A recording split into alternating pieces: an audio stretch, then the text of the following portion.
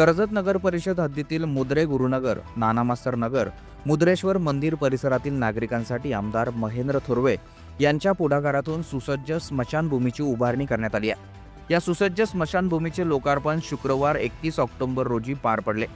या स्मशानभूमीसाठी तब्बल 50 लाखांचा निधी आमदार निधीतून मंजूर करण्यात आला आहे। तसेच या प्रकल्पासाठी 1 एकर क्षेत्र हे राखीव ठेवण्यात आले आहे। दरम्यान या परिसरातील नागरिकांना गेल्या अनेक वर्षांपासून स्मशानभूमीत योग्य सुविधा नसल्याने अनेक समस्यांचा सामना करावा लागत होता। या समस्येबाबत येथील ग्रामस्थ उदय शिंदे यांनी आमदार थोरवे यांना याबाबत कळवले असता आमदार थोरवे यांनी तातडीने पुढाकार घेत माजी नगरसेवक संकेत भासे यांना या कामाबाबत सूचना दिल्या।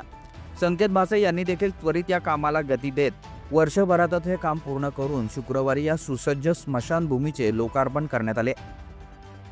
दरम्यान गेली अनेक वर्षांपासूनचा त्रास अखेर दूर झाल्याने येथील नागरिकांनी समाधानाची भावना व्यक्त केली आहे। यावेळी ग्रामस्थांच्या वतीने उदय शिंदे यांनी परिसरातील नागरिकांची दीर्घकाळाची मागणी प्रत्यक्षात उतरून दिल्याबद्दल आमदार महेंद्र थोरवे यांचे मनपूर्वक आभार व्यक्त केले।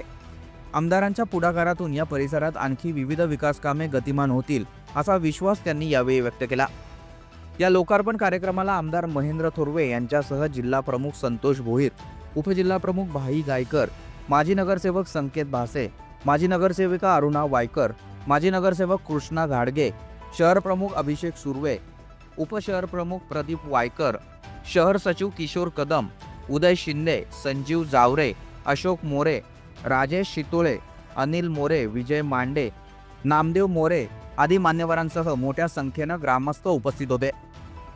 आज या ठिकाणी स्मशानभूमीचं लोकार्पण सोहळा संपन्न होत असताना ही स्मशानभूमी अतिशय सुंदर अशी नव्याने ही वास्तू या ठिकाणी उभारली जाते आणि या स्मशानभूमीसाठी 50 लाख रुपयाचा निधी आपण दिलेला होता आणि आज लोकार्पण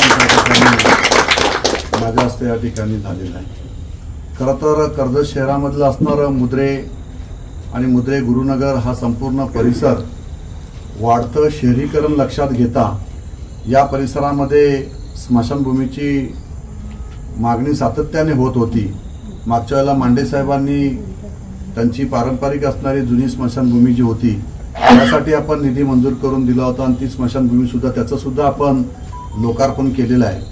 आज ही नव्याने स्मशानभूमीचं या ठिकाणी लोकार्पण होत असताना मनस्वी समाधान होत आहे की लोकांच्या ज्या गरजा होत्या त्या पूर्ण करण्याचा मानस ठेवून आम्ही या मतदारसंघाचा आमदार म्हणून मी काम करत आलेलो आहे। आज या ठिकाणी गुरुनगरच्या आणि मुद्रेच्या सगळ्याच नागरिकांची सातत्याने या ठिकाणी स्मशानभूमी व्हावी अशी मागणी होती आणि ती मागणी आज खऱ्या अर्थाने हे लोकार्पण होत असताना पूर्ण झालेली आहे आणि आज खऱ्या अर्थाने सगळेच लोक या ठिकाणी नागरिक आपण सगळेजण उपस्थित आहात की ही स्मशानभूमी आपण ही होत असताना या ठिकाणी जे सुशोभीकरण या ठिकाणी केलेलं आहे हे सुद्धा खूप पाहण्यासारखं आहे की चांगल्या प्रकारची ही वास्तू या ठिकाणी उभारलेली आहे आणि या माध्यमातून लोकांची जी गैरसोय होत होती ती गैरसोय या माध्यमातून दूर होणार आहे।